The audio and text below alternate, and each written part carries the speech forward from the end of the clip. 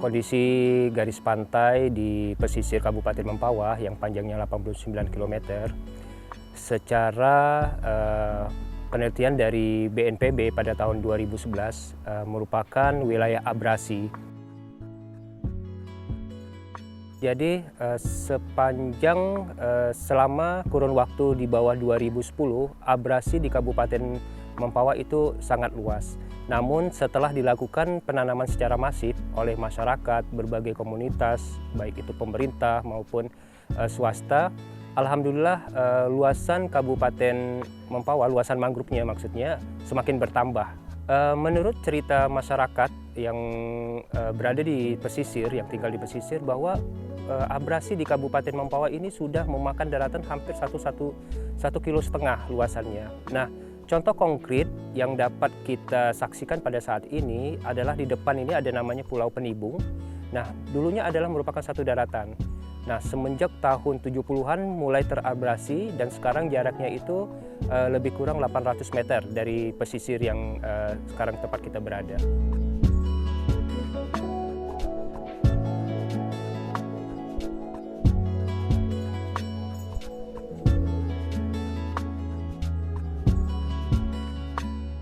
Upaya yang telah dilakukan, baik itu masyarakat, organisasi yang konsen terhadap lingkungan dan juga pemerintah adalah menanam mangrove secara sustainable. Nah, menanam mangrove ini kita tidak bisa lakukan hanya sekali, 2 kali dalam beberapa tahun, namun harus berkepanjangan. Nah, membawa mangrove conservation telah melakukan kegiatan konservasi ini selama hampir 10 tahun.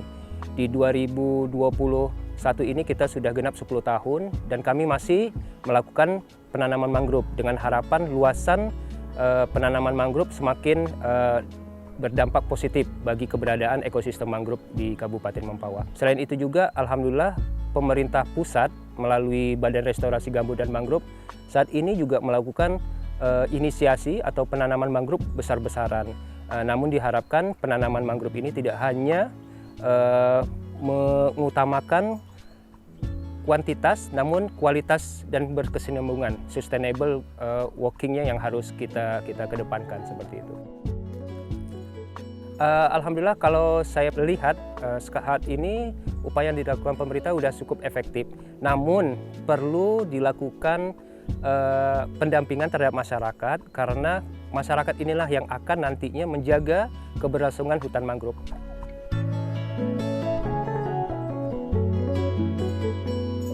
Kegiatan penanaman mangrove ini bukan hanya sekedar menanam, tapi berkelanjutannya. Nah, baik itu merawat, menjaga, ataupun kembali bersama-sama melindungi kawasan pesisir ini.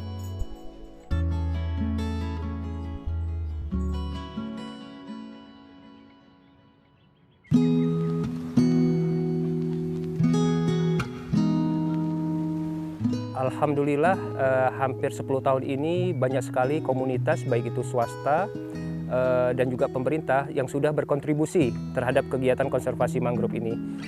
Semakin ke sini banyak sekali yang aware ataupun yang paham dan peduli akan pentingnya ekosistem pesisir ini.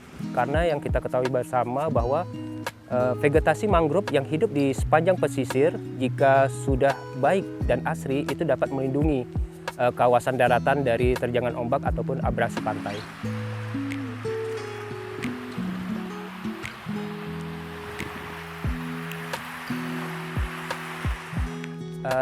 Sebenarnya hutan mangrove ini bisa berkorelasi terhadap kegiatan pariwisata, tentunya ekowisata mangrove.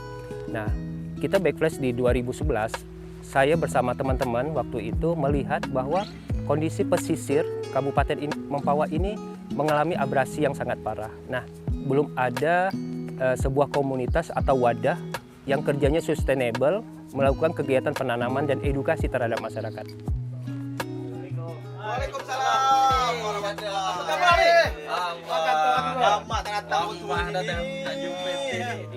biar ekonomi.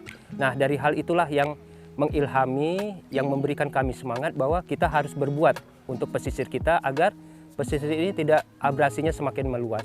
Dan alhamdulillah saat ini kalau kita lihat secara keseluruhan, walaupun ada beberapa titik di pesisir Mempawah yang masih mengalami abrasi, namun secara keseluruhan pesisir Kabupaten Mempawah sudah ditumbuhi mangrove secara baik dan asri seperti itu. Setelah kita melakukan kegiatan konservasi di beberapa titik, mulai dari 2011, nah setelah melihat hutan mangrove itu semakin lebat dan asri, nah kita ke depannya membangun sebuah kawasan konservasi mangrove itu menjadi kawasan ekowisata.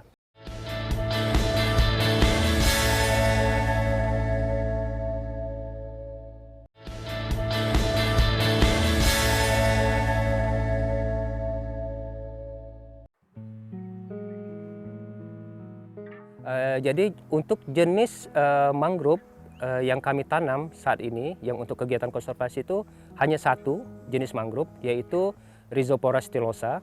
Nah, namun untuk di lokasi Mempawah Mangrove Park ini kita menanam sekitar 12 jenis mangrove yang ada. Nah, 12 jenis mangrove ini kita tanam untuk memperkaya wilayah konservasi ini agar nantinya ke depannya bisa dijadikan kawasan edukasi mangrove. Nah, tapi kalau untuk kegiatan konservasinya secara umum kami membibitkan satu jenis yaitu Rhizopora stylosa dengan harapan nanti si jangkarnya, akar jangkarnya ini dapat mengikat substrat lumpur. Dan seperti yang ada di lokasi ini kita sudah mendapatkan selama kurun waktu 8 tahun kegiatan konservasi ada bentangan 150 meter daratan yang terbentuk kembali dengan penanaman Rhizopora stylosa.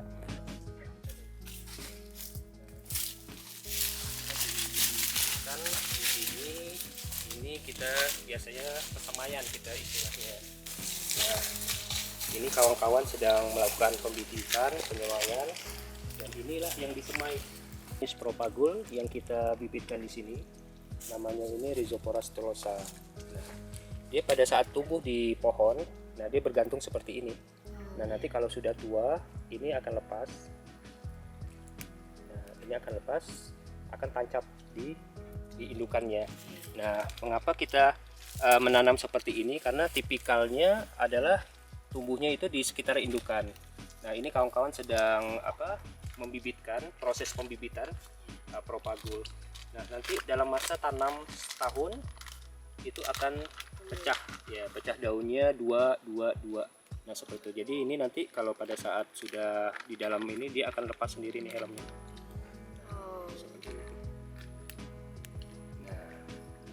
Tunasnya ya, Pak? Ya, silakan mau bibit. Ya otomatis kalau misalnya tinggi ya langsung di lumpur langsung nancap gitu ya. Kawasan konservasi yang ada di Desa Pasir ini yang dulunya terkenal dengan nama Mempawah Mangrove Park, nah memberikan dampak yang positif terhadap kegiatan ekonomi masyarakat. Baik itu penambahan penghasilan, baik itu memberikan pengetahuan atau edukasi terhadap para pengunjung, dan juga tentunya sudah pasti kami mengkampanyekan Save Mangrove itu semakin viral dan semakin mudah. Karena pengunjung datang ke sini, sebelumnya kami yang melakukan kampanye campaign Save Mangrove itu ke beberapa titik.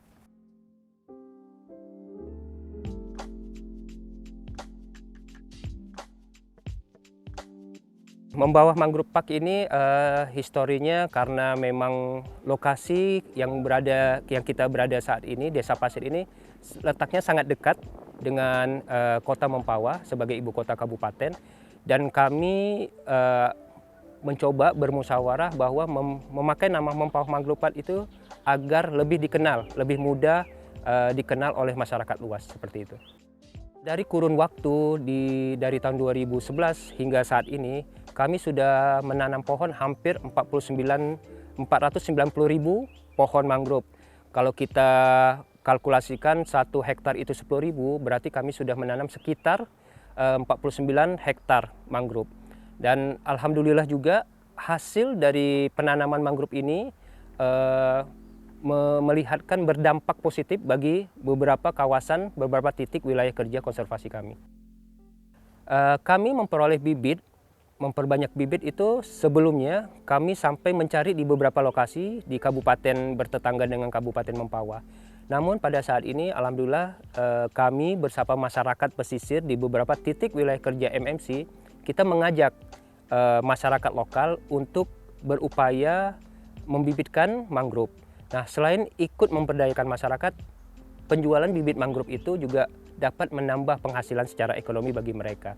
Jadi mereka tidak hanya menanam atau menyemai bibit mangrove, tapi juga ikut terlibat di dalam kegiatan konservasi ke depannya, seperti itu. Secara teori dan prakteknya, bibit mangrove itu sebaiknya itu dekat dengan lokasi kegiatan penanaman, seperti itu. Saat ini, wilayah yang masih terpapar abrasi di Kabupaten Mempawah itu di bagian selatan. Di bagian selatan Kabupaten Mempawah. Titik-titiknya adalah dari mulai Tanjung Burung, Kelurahan Tanjung itu sampai ke Sungai Pinyu. Namun sepanjang garis pantai yang kurang lebih sekitar 15 km itu, ada beberapa spot atau beberapa titik yang sudah mulai kembali kita tanami. Nah, kedepannya kami tetap melakukan kegiatan penanaman mangrove di beberapa titik di wilayah selatan Kabupaten Mempawah tersebut, dengan harapan mangrove yang ditanam dapat melindungi pesisir agar tidak terjadi abrasi secara meluas.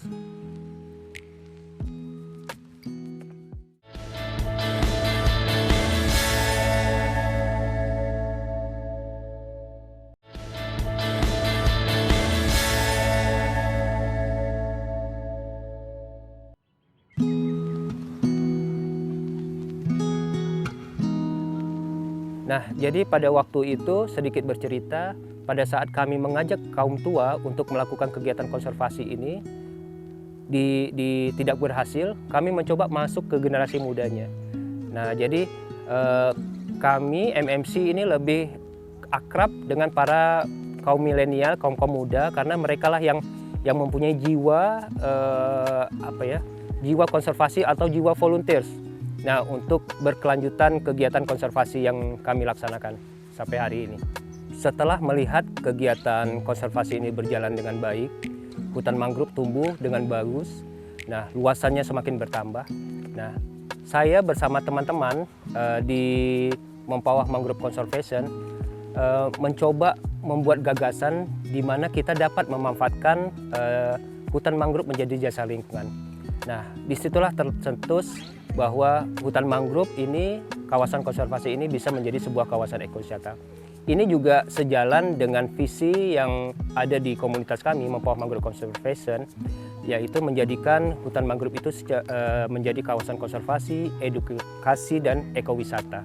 Nah, lalu berembuklah bersama teman-teman wilayah kerja mana yang cocok untuk menjadikan semacam pilot project kawasan ekowisata di beberapa titik kawasan konservasi kami.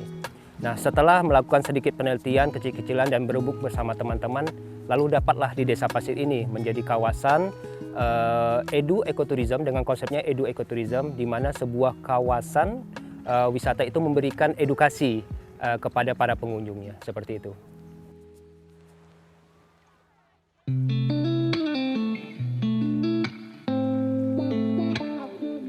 Mungkin secara konsep ekowisata semuanya sama, namun yang membedakan adalah di sini pengunjung dapat langsung belajar tentang jenis mangrove yang ada.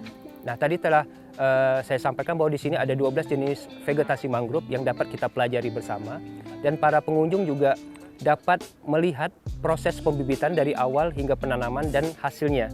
Nah, seperti itu. Nah, jadi yang membedakan adalah di sini kita berkonsep edukasi, namun di tempat yang lain hanya konsepnya ekowisata. Nah, seperti itu. Nah, ini salah satu vegetasi yang saya bilang tadi. Ini Bruguera cylindrica atau disebut mata buaya bahasa lokalnya. Kenapa dibilang mata buaya? Nah, ini bunganya ini seperti mata buaya. Dia ada lagi Bruguera gymnorrhiza yang agak panjang. Nah, seperti itu. Ini salah satu dari 12 vegetasi yang saya ceritakan tadi yang ada di Mempawah Mangrove Park ini. Dan ini hidupnya di zona kedua. Dan ini adalah api-api putih, namanya Marina, Avicennia marina. Nah, ini bunganya.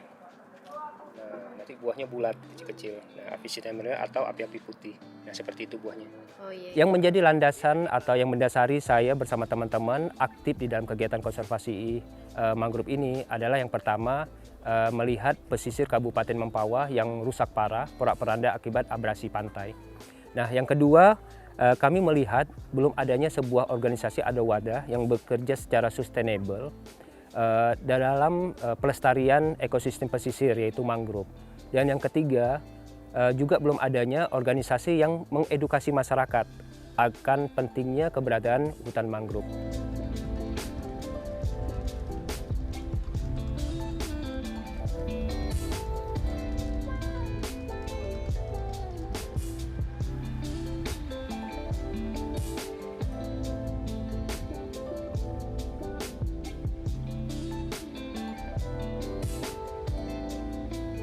Setelah berjalan ternyata kegiatan konservasi mangrove ini ada memberikan dampak ekonomi.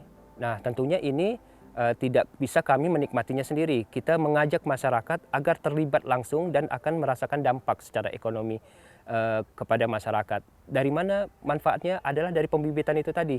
Nah, mereka yang langsung membibitkan mangrove, kita mendapatkan dana bantuan, kita akan kompensasikan kepada masyarakat sekitar yang pembibitannya itu. Nah, seiring berjalan ternyata dapat lagi memberikan manfaat yang lebih besar lagi. Dengan bagaimana? Dengan memanfaatkan kawasan konservasi itu menjadi jasa lingkungan. Nah, hal-hal inilah yang ternyata dari konservasi mangrove itu memberikan multiplier effect. Belum lagi dari buah-buah beberapa jenis mangrove itu dapat diolah menjadi makanan, olahan yang juga mendapat lagi kembali memberikan dampak secara ekonomi kepada masyarakat pesisir yang terlibat di dalam ekoturism tersebut. Nah, seperti itu.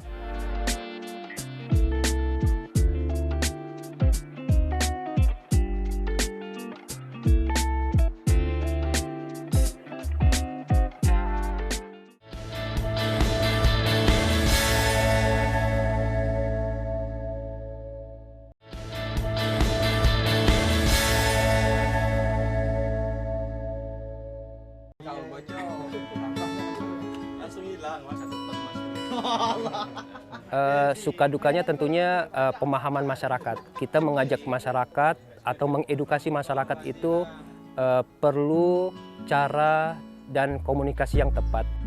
Mangrove hubungannya dengan pendidikan tentunya di dalam vegetasi mangrove yang hampir 69 jenis itu.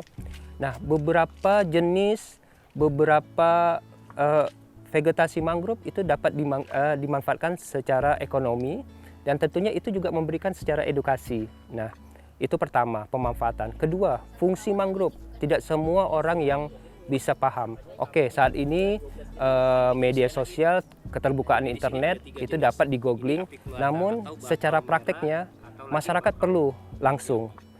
Seperti di tempat kita ini, biasanya setiap tahunnya itu anak-anak sekolah datang field trip ke sini. Nah, kita melakukan edukasi. Kita field trip mengelilingi hutan mangrove, kita ajarkan ini loh jenis ini loh jenis ini, dan memberikan mereka sedikit pemahaman atau membuka wawasan terhadap manfaat atau keberadaan mangrove yang ada di sekitar sini. Jadi itulah yang memberikan kami, membedakan kami dengan ekowisata lainnya, yaitu edu-ekoturism. Nah, seperti itu. Kenapa kami selalu mengajak masyarakat lokal? Karena kami berharap nantinya merekalah yang akan menjaga hutan mangrove yang sudah ditanam, menjaga keberlanjutan kegiatan konservasi, dan juga mereka dapat mengajak masyarakat sekitarnya ikut bergabung di dalam kegiatan tersebut. Nah, selain itu tentunya pendanaan, tapi pendanaan ini tidak kami jadikan semacam hambatan yang menghalangi kegiatan konservasi, karena sejujurnya kegiatan konservasi ini sebenarnya harus didasari dengan niat. Nah, karena kalau tidak ada niat yang kuat, tekad yang kuat bersama masyarakat sekitar, ini tidak bisa berjalan sampai 9 tahun ini.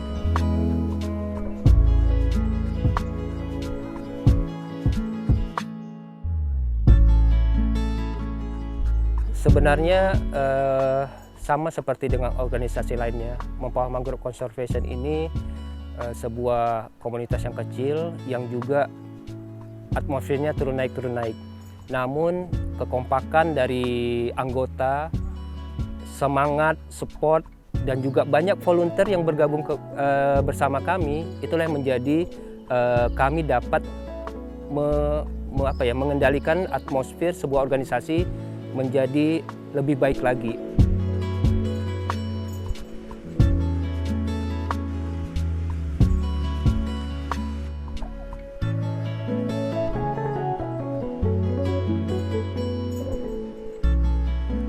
Di pertengahan tahun, saya sempat stagnan karena apakah saya harus berkecimpung sekian lama di dalam kegiatan konservasi mangrove. Dan ternyata makin hari makin banyak yang peduli terhadap mangrove, dan itu memberikan semangat atau spirit baru terhadap kami di MMC agar kegiatan konservasi ini harus sustainable, harus berkelanjutan, karena wilayah pesisir yang abrasi ini tidak bisa dilepaskan begitu saja, harus ada yang ikut kontribusi, ikut mengendalikan kegiatan konservasi di dalamnya. Nah, hal inilah yang menjadi semangat kami untuk membuat MMC ini semakin baik, semakin besar, dan alhamdulillah saat ini tampak kerja nyata dari kami dan bersama seluruh volunteer yang ada di Kalbar ini.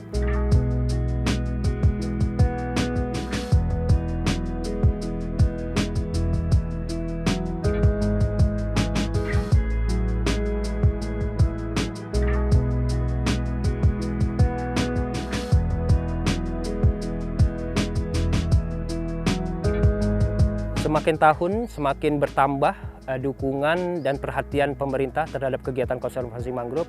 Apalagi saat ini Presiden Joko Widodo udah langsung turun tangan menjadikan penanaman mangrove atau konservasi mangrove ini menjadi salah satu program dan kegiatan mitigasi atas perubahan iklim. Dan ini juga menjadikan kegiatan mangrove ini menjadi lebih masif lagi.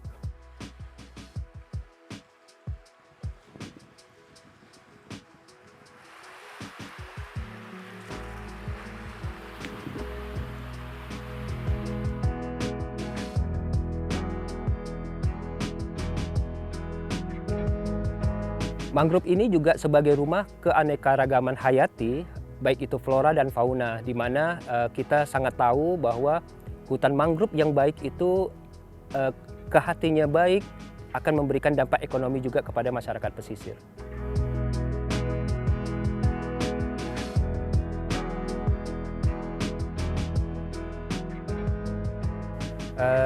Harapan kami dari Mempawah Mangrove Conservation agar para generasi muda, khususnya para kaum milenial, untuk dapat lebih memahami fungsi dan manfaat dari hutan mangrove ini.